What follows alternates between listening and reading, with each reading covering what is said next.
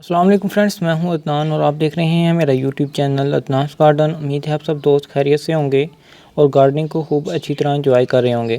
Friends, आज की इस वीडियो में मैं आपके साथ शेयर करने वाला हूं कुछ ऐसे विंटर के flowering plants, top 5 flowering plants जिन पर विंटर के सीज़न में काफ़ी अच्छी फ्लावरिंग होती है। ये विंटर के बेस्ट फ्लावरिंग प्लांट्स रहते हैं।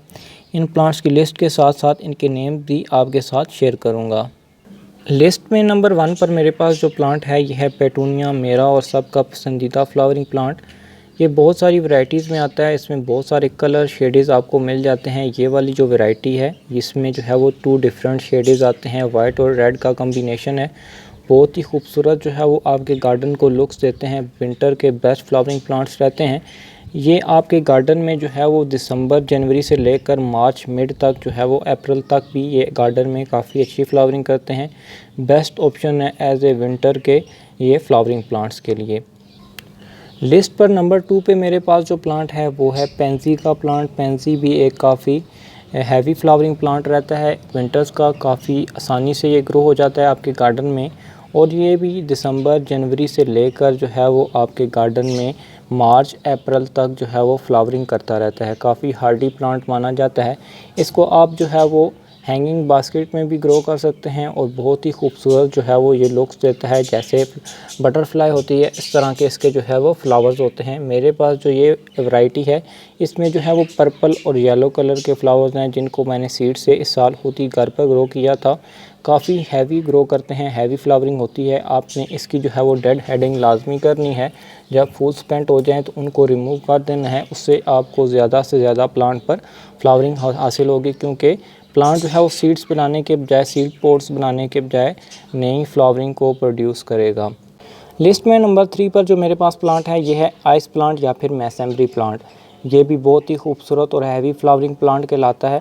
इसको भी आप हैंगिंग बास्केट में ग्रो कर सकते हैं। ये भी प्लांट जो है वो हैंगिंग बास्केट के लिए बेस्ट प्लांट माना जाता है। इसमें काफ़ी सारे जो है वो फ्लावर्स की वैरायटीज़ आ जाती हैं। काफ़ी सारे कलर्स इसमें जो है वो आपको देखने को मिल सकते हैं। इसमें जो है वो पिंक, पर्पल, वाइट और बहुत सारी कम्बिनेशंस जो है वो इसमें आती हैं। इसकी भी आप जो है वो डेड हेडिंग करते रहें। फूल जब स्पेंट हो जाएं तो उनको आपने रिमूव कर देना है। उससे प्लांट हेल्दी रहता है और नए बर्ड्स को प्रोड्यूस करता है और प्लांट्स में ज़्यादा से ज़्यादा जो है वो फ्लावरिंग होती है।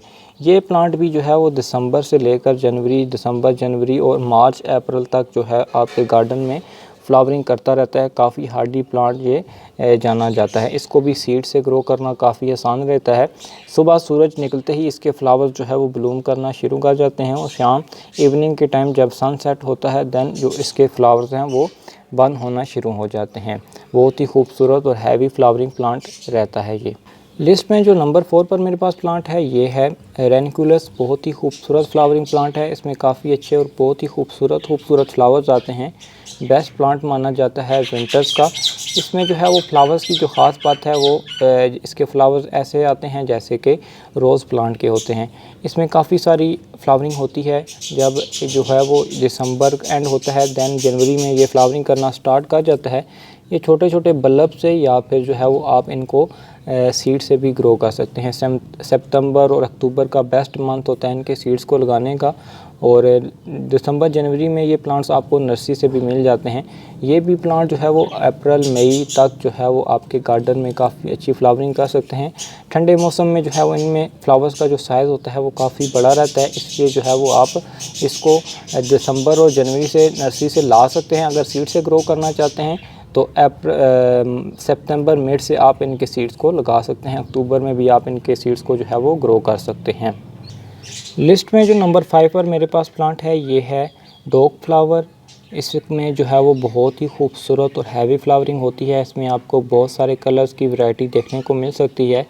ये जो मेरे पास आप वैरायटी देख रहे हैं ये जो है वो छोटे कद वाले प्लांट हैं। इनकी हाइट जो है वो इतनी बड़ी नहीं होती। इन पर काफ़ी अच्छे फ्लावरिंग होती है। और दूसरी इन फ्लावर्स की जो ख़ास बात है वो इसमें वेरिएशंस हैं। इसमें एक फ्लावर में जो है वो 2 कलर्स के जो है वो फ्लावर, मतलब एक फ्लावर में हमें 2 कलर को देखने को मिलते हैं। ये वाली जो है इसमें रेड और येलो का कम्बिनेशन है। डॉग फ्लावर इसको इसलिए कहा जाता है क्योंकि ये इसकी जो फ्लावर की शेप होती है, जैसे इसको पीछे से ऐसे दबाएं तो ये डो की तरह अपने मुंह को ओपन करता है। ये ऐसे बहुत ही खूबसूरत फ्लावरिंग प्लांट रहता है। ये दूसरी जो मेरे पास वैरायटी है, इसमें जो है वो पिंक और वाइट का कॉम्बिनेशन है, काफ़ी अच्छी फ्लावरिंग होती है। ये आप देख सकते हैं कितनी सारी इसमें जो है वो बड्स बनी हुई हैं, इससे मुझे काफ़ी अच्छी फ्लावरिंग देखने को मिलती है। और इसमें जो ज़्यादा फ्लावरिंग लेने की टिप है वो है इसकी पिंचिंग जो है वो इसकी मेन ब्रांच को आपने काट देना है। यहाँ से इसकी साइडों से जो है वो ज़्यादा सारी ब्रांचेस निकलती हैं जिन पर काफ़ी अच्छी जो है वो फ्लावरिंग होती है।